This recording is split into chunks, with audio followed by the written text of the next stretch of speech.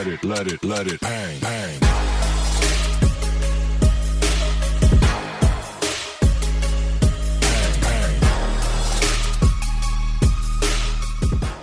Hello दोस्तों, मेरे YouTube channel वाह इंडिया पर आप सभी का एक बार फिर से स्वागत है।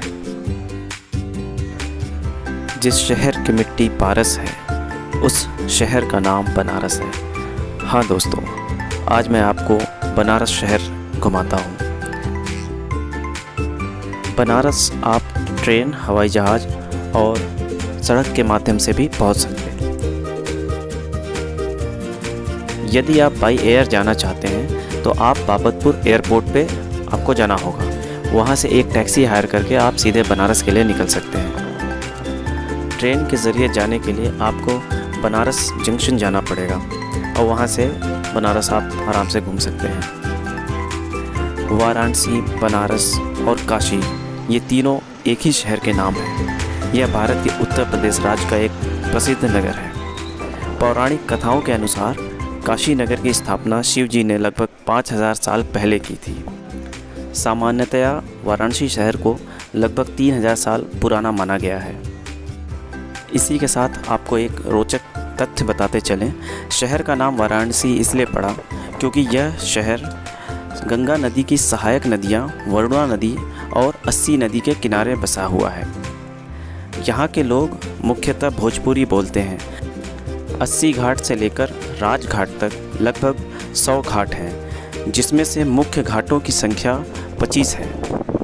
हम आपको सीधे आज दशाश्वमेध घाट से लेकर आपको 80 घाट तक ले जाएंगे। बीच में कुछ घाट मुझसे छूट गए हैं, इतनी गर्मी थी, धूप के कारण मैं पैदल चल नहीं पाया था।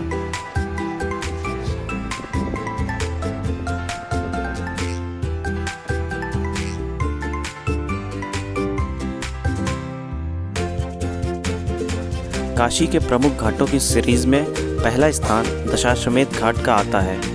यह घाट सबसे पुराना और सबसे पवित्र घाट है।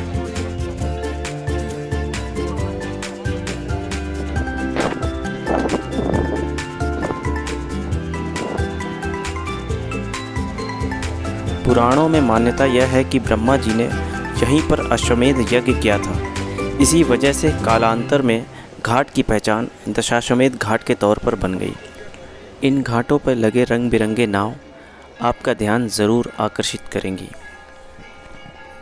आप ध्यान से सुनिए, बैकग्राउंड में मंदिर की घंटियों की आवाज़ सुनाई दे रही होगी। इस घाट का रंग बिरंगापन मन मोहने वाला है। यहाँ पर हम थोड़ी देर घूमने के बाद यहाँ से पैदल घाट की सीढ़ियों पर होते हुए 80 घाट की तरफ निकल पड़े। दशाश्वमेध घाट के आगे अगला घाट प्रयाग घाट है। इस घाट को बालाजी बाजीराव ने 1778 में बनवाया था।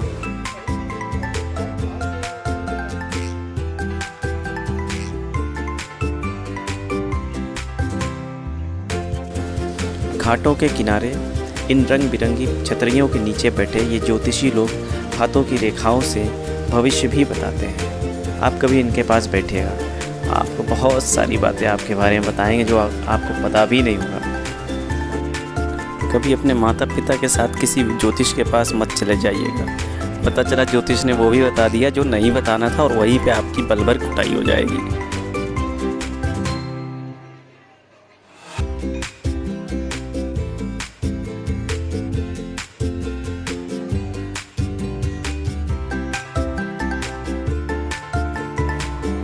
प्रयाग घाट के आगे है अहिल्याबाई घाट।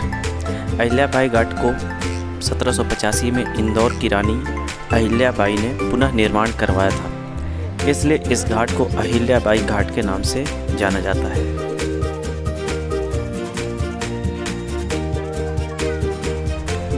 दोस्तों, मैं आपको एक सलाह ज़रूर देना चाहूँगा कि अगर आप बनारस सिर्फ घूमने की नीयत से आना चाहते हैं तो नवंबर से लेकर फरवरी तक का मौसम बहुत सुहाना होता है।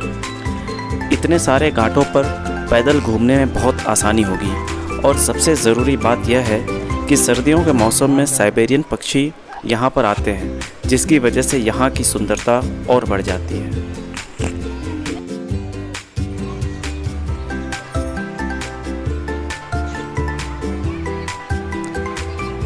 मुंशी घाट का नाम श्रीधर नारायण मुंशी, जो कि नागपुर स्टेट के फाइनेंशियल मिनिस्टर थे, उनके नाम पे पड़ा था।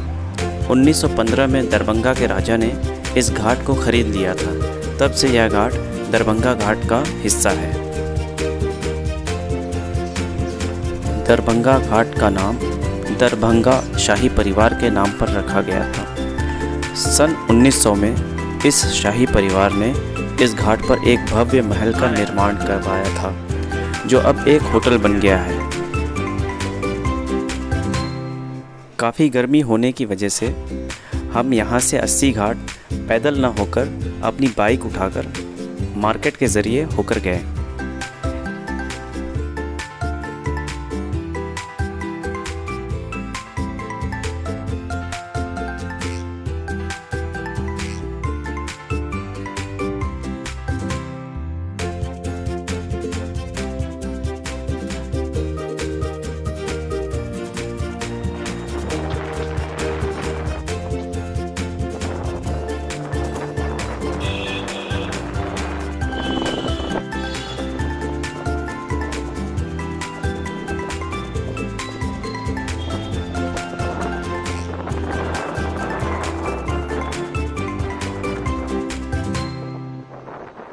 चलते रहिए, सामने 80 घाट क्षेत्र है, सीधे चल के लेफ्ट मुड़ जाइएगा।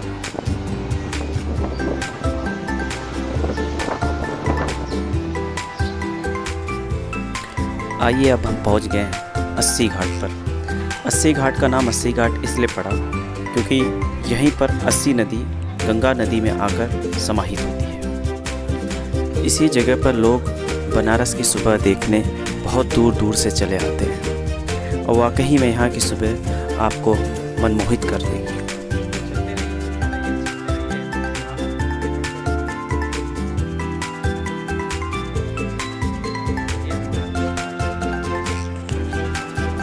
मैं जब आगे बढ़ रहा था तो मेरी नज़र घाट की सीढ़ियों पर बैठे एक कलाकार पर पड़ी। उन भाई साहब के स्केचेस पल भर के लिए ठहर कर देखा। अच्छी कलाकारी थी उनकी। आइए दोस्तों, मैं जिस मकसद से 80 घाट पर आया वहाँ ले चलता हूँ। मेरी सबसे फेवरेट मूवीज़ में से एक मूवी रांझना के कुछ शॉट्स 80 घाट पर लिए गए थे। स्क्रीनशॉट के ज़रिए मैं आपको वो शॉट्स, वो लोकेशन दिखाता हूँ जहाँ पर रांझना मूवी को शूट किया गया था। एक शॉट तो एक सामने दिख रहे लाल मंदिर के पास का था।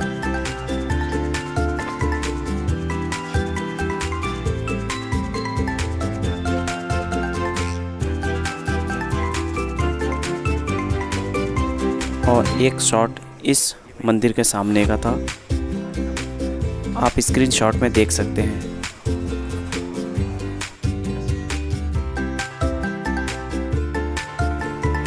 आगे भी दो शॉट्स मैं स्क्रीनशॉट के ज़रिए दिखाता हूँ आपको।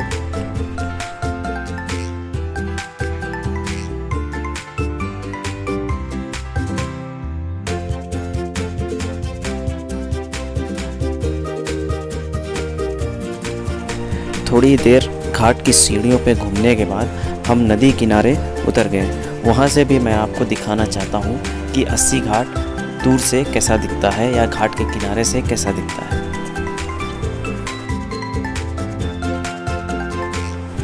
हमारा बनारस का सफ़र यहीं ख़त्म होता है। मेरा वीडियो अगर आपको पसंद आया हो तो चैनल को सब्सक्राइब ज़रूर करें और एक लाइक ज़रूर दें। आपके एक लाइक से मुझे तगड़ी वाली मोटिवेशन मिलेगी। आगे आने वाले दिनों में मैं और भी ऐसी ही वीडियोस लाता रहूँगा। जय हिंद, जय भारत, धन्यवाद।